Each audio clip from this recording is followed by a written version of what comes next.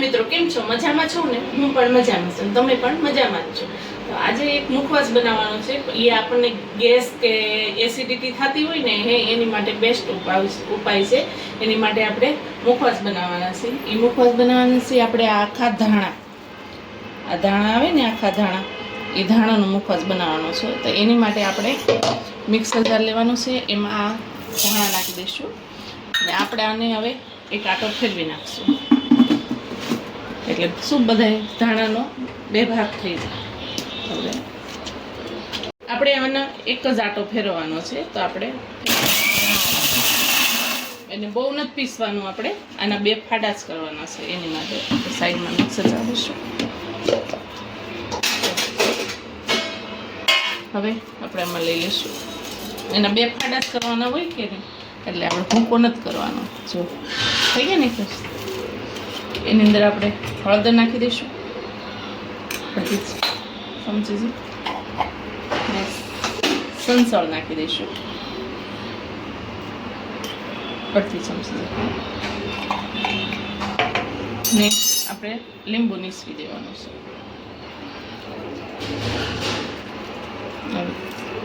એક લીંબુ નીસવી દેવાનું છે આપણે.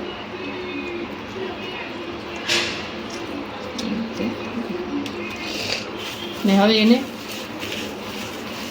15 મિનિટ માટે મેરિનેટ થવા રાખી દેવાનું છે. આવી રીતે આમ ભેળવી દેવાનું બધું, સંસળ ને લીંબુ ને હળદર, ને હવે એને 15 મિનિટ સુધી મૂકી દઈશું આપણે મેરિનેટ થવા માટે. પછી આપણે આગળની પ્રોસેસ કરીશું.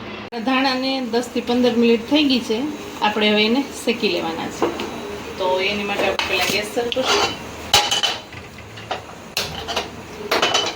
શરૂ કરીને એની અંદર આપણે આ ધાણા નાખી દઈશું.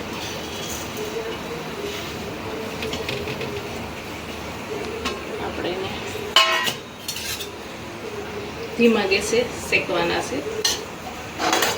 આવી રીતે હલાવતું જ રહેવાનું છે, નકર શું છે આપણા ધાણા બળી જશે. જો તમને કોઈને એસિડિટી કે હોય, ગેસ કે એસિડિટી, તો તમે આ બનાવીને ખાઈ શકો છો. આપણે હવે એને થોડી વાર શેકાવા દઈશું ધીમા ગેસ, ધીમો જ ગેસ રાખવાનો.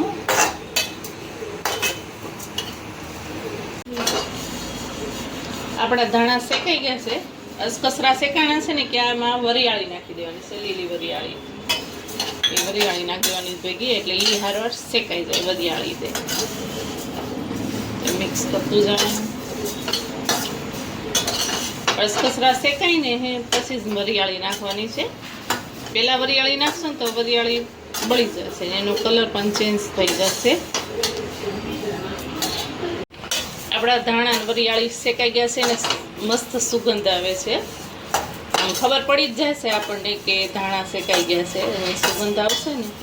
એટલે આપણે મુખવાસ તો અલગ અલગ ઘણા બનાવતા હોય, તલના બનાવતા હોય, કરિયાળીના બનાવતા હોય, ગોટલીના બનાવી, બધા અલગ અલગ. આ ધાણાનો મુખવાસ. હવે આપણે ગેસ બંધ કરી દઈશું. આપણા ધાણા શેકાઈ ગયા ને હવે આપણે કાઢી લઈશું.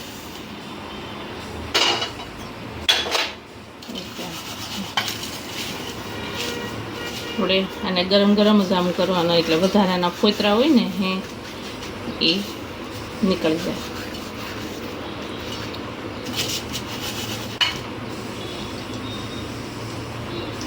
આવી રીતે બધો મુખવાસ આપણે આવી રીતે આમ મસળી લેવાનો, એટલે વધારાના ફોફા હોય ને એ નીકળી જાય આપણા ધાણામાંથી. જો હવે આપણે એને આ પ્લાસ્ટિક પાથરો છે, આવી રીતે આમ આમ કરીને એટલે ફોફા બધા નીકળી જાય.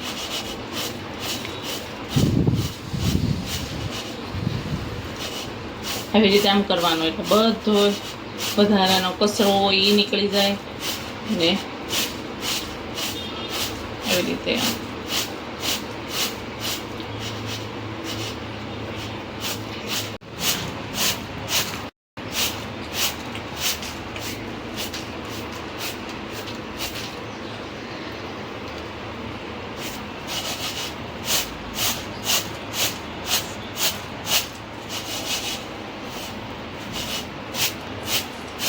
જો વધારાના ફોફા બધા નીકળી ગયા છે, જો એટલા નીકળી જશે ફોતરા ને ધાણા ધાણા રહી જશે.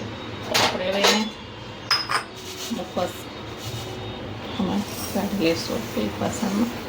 ને તમારે કાચની બોટલ હોય ને એમાં જ ભરી દેવાના, અને મુખવાસ નહીં ભરી દેવાનો. એટલે શું છે કે વરસાદ આવે તો એ ઘાવરે નહીં ને આવું ના આવું રહે, હવાઈ ના જાય એની માટે. જો જે કોઈ મુખવાસના શોખીન હોય એને તમે આ વિડીયો પણ શેર કરી દેજો, એટલે એ પણ બનાવે, એને અલગ મુખવાસ મળી જાય. બાર રેગ્યુલર મુખવાસ બનાવતા હોય ને એનાથી કંઈક અલગ. તો હાલો બધા મુખવાસ ખાવા. તૈયાર છે આપણા આખા ધાણાનો મુખવાસ. જો તમને મારો વિડીયો સારો લાગ્યો હોય તો લાઈક કરો, શેર કરો, સબસ્ક્રાઈબ કરો. ભલે મિત્ર, બાય.